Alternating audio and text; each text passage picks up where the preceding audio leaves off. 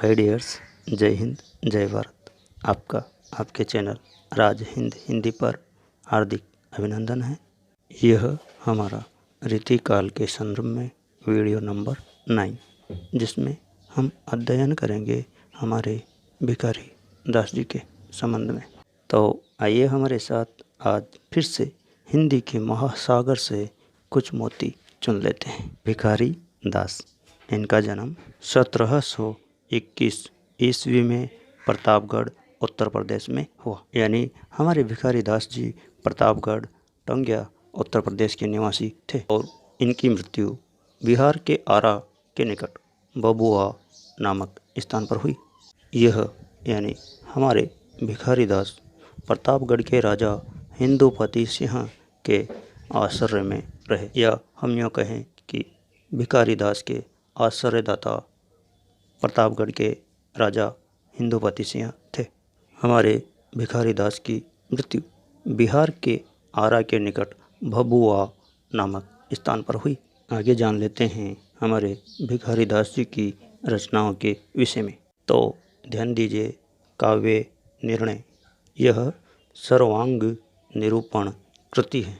अगली रचना है छंद और नाव पिंगल, यह छंद विषयक ग्रंथ है। अगली रचनाएं हैं रस सारांश व श्रृंगार निर्णय, यह दोनों रचनाएं यानी रस सारांश व श्रृंगार निर्णय है रस व नायक नायिका भेद से संबंधित हैं। हमारे भिखारी दास की अगली रचनाएं हैं शतरंज शतिका, छंद प्रकाश, विष्णु पुराण भाषा, शब्द नाम कोश, जिसे अमरकोश के नाम से भी जाना जाता है। एक बार पुनः रीड कर लेते हैं काव्य निर्णय सर्वांग निरूपण रचना। रस सारांश व श्रृंगार निर्णय, यह रस व नायक नायिका भेद से संबंधित हैं। छंद और नाव पिंगल, यह छंद से संबंधित रचना है।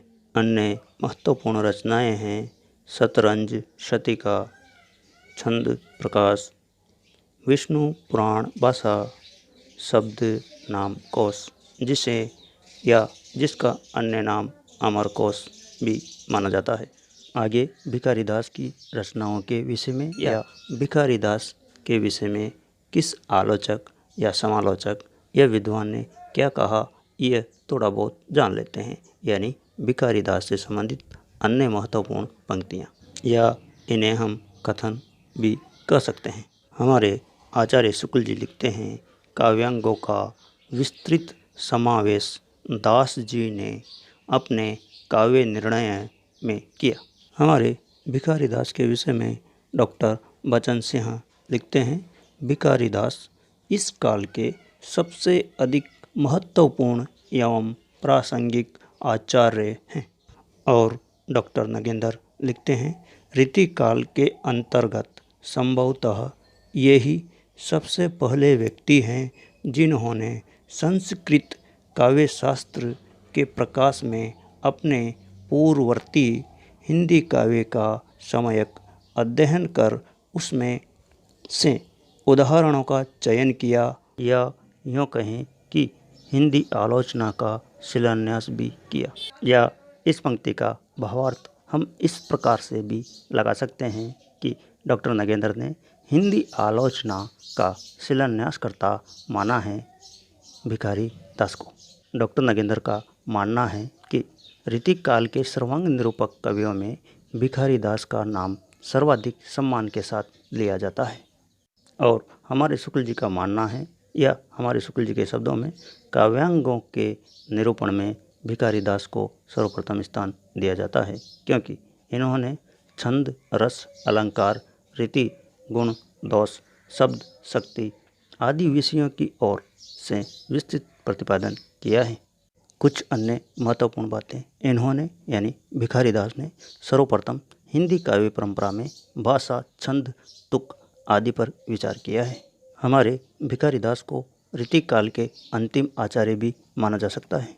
हमारे भिखारी दास की प्रसिद्ध पंक्ति है, या यूँ कहें कि इन्होंने रीतिकालीन कवियों की मानसिकता का निर्णय करते हुए लिखा, आगे के कवि रिजी हैं तो सुकविताई, न तो राधिका कनाही सुमिरन को बहानों हैं।